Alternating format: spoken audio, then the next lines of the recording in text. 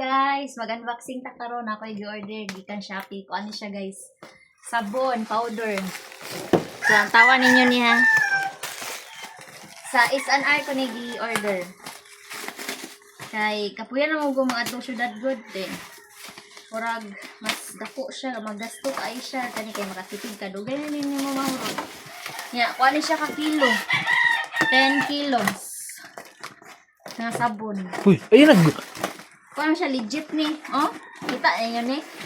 Isa siya kaingani. So, syaro. Oh, kita niyo ni. Oh, sabon na.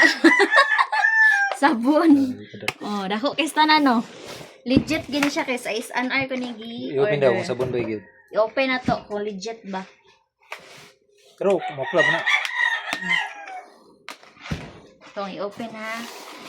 Syaro. Pang tuig na ni nga kuan konsumo. Okay. Ano pa rin nabilin isa? Mauklang lang na.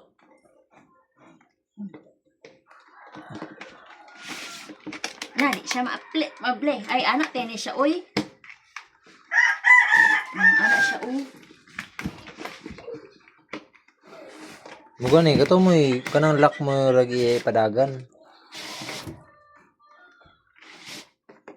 Basig, kuha na, tighten na. Itong loose, ano sa'yo, loosen, tighten. Saan mo yung pag-able? Basa lang yung suction nila.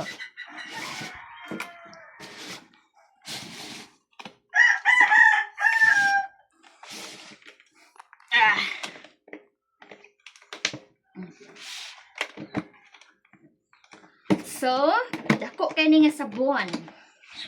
Okay. Yung sabon, powder mo din na. Powder. Di ba? Daghan kay no. Kuan ni 10 ni ka kilo dugay ni mahurot. Wala na kami san. To. Yan na. So, dugay na siya mahurot. O saro magnilaba ka ano. O siya bugas. Sa imong mga komentan, legit di. Wow, amazing. First time in my life. Ilan ka minutes? Bakit na mag-3? Paano na siya? Then, kuha na lang. Lo. Kung so, ang pangalan niya, sa'yo pangalan niya? Kuha na ang pangalan ani. Lo. Ano? Lulong. Ito pa dahil siya. Laundry detergent. Mana yung pangalan? Isa ba? Isa liw ka. Grabe. Sakto rin din. Tara ang pangalan oh. Tara oh. Sa gusto mag-order dyan, kuhan lang. I-click lang ninyo ang kuhan. Ito na link. Narera.